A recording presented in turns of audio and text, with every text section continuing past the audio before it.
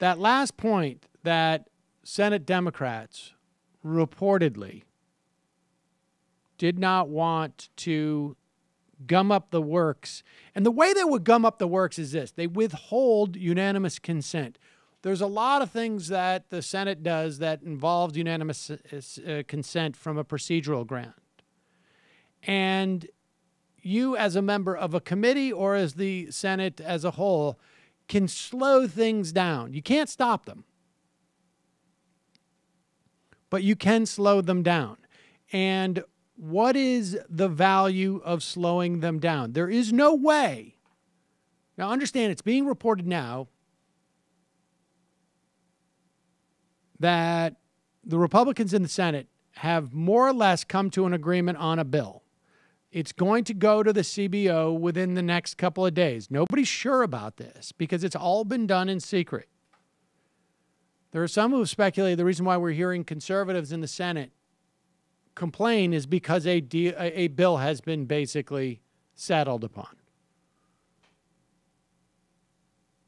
They have already set it up procedurally so that this will be fast-tracked. There will be no opportunity for committees to deal with it at all. There'll be no hearings on this bill. Yesterday, I think Michael played a clip from Claire McCaskill where she spoke sort of incredulously that there was going to be no hearings on this bill. And Mitch McConnell, again, has successfully ushered this bill through the Senate, pretending all the while that there was nothing we couldn't get anything through. There has been very little media coverage on this because, of course, it is all about the fact that the president is a criminal, which is newsworthy. It's also true. And that his advisors are full of liars. But Chris Murphy, senator from Connecticut, and I'll tell you why I'm heartened by this just a little bit anyways.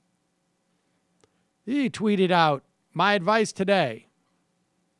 This was, of course, yesterday. Or no, this is this morning. "My advice today, focus 10% of your attention / outrage on Sessions' testimony.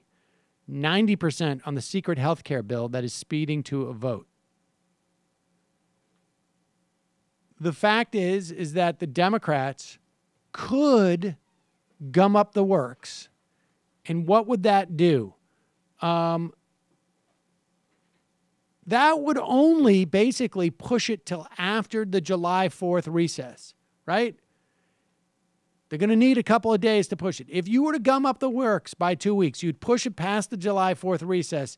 You would give a chance to rebuild because much of it is dissipated. You see all sorts of things that it used to be, Senate's offices were getting flooded by calls. But by having no town halls, by keeping it secret, the debates, they have effectively diminished the ire that is pointed at them in terms of health care. You need to give it time to get people to ramp back up. This is from Jeff Stein on Vox. He tweeted this out. I guess he tweeted this out. This was 2 days ago, or yesterday, I should say. Excuse me, at 6 p.m. Senate Democrats believe escalating by using nuclear option. That is basically when you force a vote on everything instead of unanimous consent over the AHCA would unify the Republicans and make the AHCA more likely.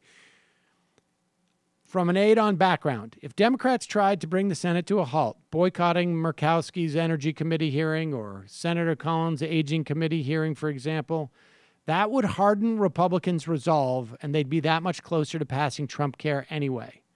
Boycotting hearings or withholding consent, what's going to do is just unite them. So they say, man, these Democrats are impossible. This is so shocking that an aide could believe this at this point. The idea is if we're nice, we have a better chance of them saying, I don't want to do this. First of all, I have no doubt that there are sort of like people's personal feelings get involved in this all the time. I think we would all be shocked to realize how much and how petty this stuff is when it comes to senators. But there is zero evidence that you can rely on Republicans to do the right thing. Even if you actually believe that Susan Collins or Murkowski think it's the wrong thing to do to take away health care from their constituents. There is only one thing that will influence them, and that is public pressure. Enormous public pressure. And it is very unlikely that you will get enormous public pressure if there is not an opportunity for people to mobilize around knowing what's in this bill, because there's no way to report on it. I mean, just I, who have no sensitivity to ratings, we're doing another, today we're doing it's a fascinating book on the South's notion of foreign policy in the years prior to the Civil War. Okay? I, who have no problem talking about stuff that is not going to generate a lot of attention, I am still talking about this only as a third-order story, right? Deep background on what an aide says about why they're not going to gum up the works to slow things down in the Senate, so there's a couple of extra weeks so that after the CBO score, there may be an opportunity for people to rally against this. It's an effective strategy the Republicans are pursuing because there's no way to communicate what's going on in a way that would motivate people, because there's no bill that we're aware of.